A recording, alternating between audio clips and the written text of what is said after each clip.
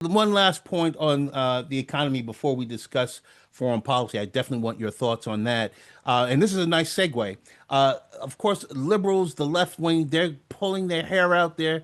Their britches are on fire because Qatar gifted a huge luxury 747 flight to plane to our government, not to President Trump, but to our government. What are your thoughts on that? I don't think there's any problem with that. Qatar has the money; they can afford to. Our base in Qatar. I've been there. I visited it. That's where we store a lot of our tanks. If there was ever a war in that region, we don't have to fly them all out there. If they're in Qatar, and they oil them and exercise them, or whatever you do to keep tanks in shape on a regular basis. So they've been a great ally, and they had a plane they didn't need, and evidently Boeing was supposed to get a plane to the U.S. for this to be Air Force One for years, and it didn't get done. I haven't read anywhere an explanation as to how in the world you don't get a plane to the White House on schedule, but they didn't. So I don't see a problem with that. He's not going to take it and park it in his backyard. And from what I understand, there is to the tune of tens of millions, if not over a billion, in gifts from foreign governments to the United States, going back even before the Statue of Liberty was gifted to the United States by France. Oh yes, no, and look, as long as it's public, as long as everybody can see it, I think there's nothing to whine about. Very good. Well, this segues us to the president's recent trip to the Middle East, which I think was phenomenal and fantastic. I want you to touch upon what I see his replacing interventionist war with commerce, trade, and peace. And how that revolution that he envisions you might say that he is the strongest force for peace and prosperity coming out of the White House certainly since Reagan, but maybe even going back to Eisenhower. Mhm. No, I what the president's doing and working with Saudi Arabia and Qatar and UAE and some of the other countries are those are countries that are busy being very successful financially. Yes, they have oil, but some of these, the United Arab Emirates don't all have oil. They have trade. They have lots of trade. Egypt needs to get in on that.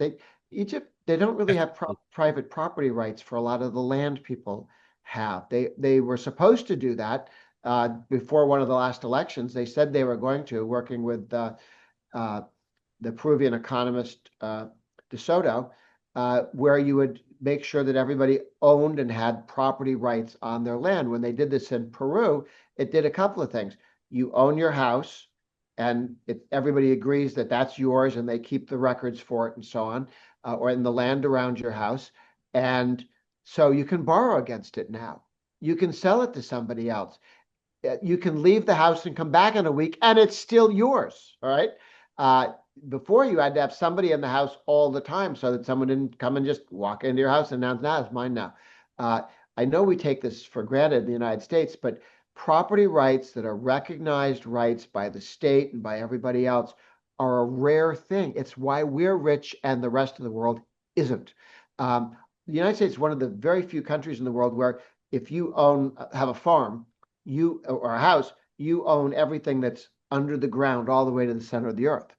And that's why when you find oil in the United States under a farm, you drill for it. In Poland, if somebody thinks there's oil or natural gas under it, the government owns the natural gas or the oil. Why would you as a farmer want the government to show up and start driving all over your wheat fields? And because all these lovely oil or natural gas it sucks up, you get nothing. It's not yours. There are more holes drilled in the United States than the rest of the world all combined looking for oil and natural gas and so on. Why? Because if you find it, it's yours, and it's not the government's. Sounds Uh, like a good deal. we need to have better property rights. You see this in Latin America, where there are indigenous groups that don't want anyone drilling there because if they did, the government would just take it all away. Why would you want? But if they own the land, they go, "Hey, get your backsides over here and start drilling tomorrow, Drill, yesterday, for baby, crying out drill in loud." Espanol. Yes. Well, that's great, Grover. We're coming close to the end here. I think we'd be remiss in talking about the president coming back from the Middle East without giving our heartfelt feelings and prayers to the two Israeli that were assassinated, the ambassadors or part of the diplomatic corps of Israel in Washington, D.C. A day or two ago. It seems to me that the scourge of anti-Semitism is unfortunately, while it seems like discrimination generally in our country is going down dramatically, the scourge of anti-Semitism seems to be a global phenomenon that America is not immune from. Now, this kind of assassination or terrorism is just completely unacceptable, and it doesn't belong in the United States. Other countries shouldn't have it either, but for starters, not here.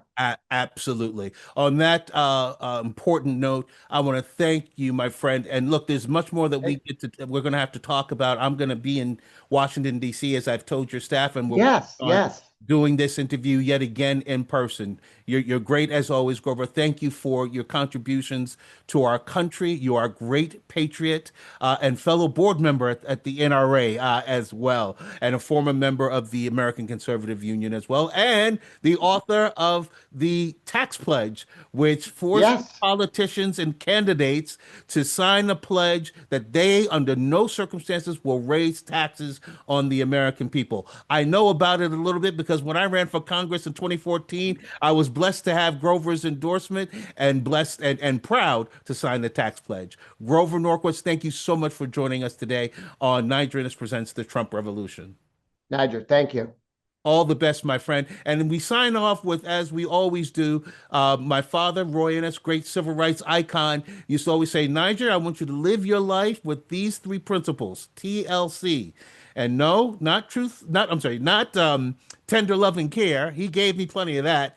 But he said, no, TLC stands for truth, logic, and courage. And that's the foundation that TvAbraham rests on. That's the foundation that Niger Innis presents the Trump Revolution on. Thanks again, Grover. Hope to see you soon, my friend. Take it easy. Take care, Niger. Bye now.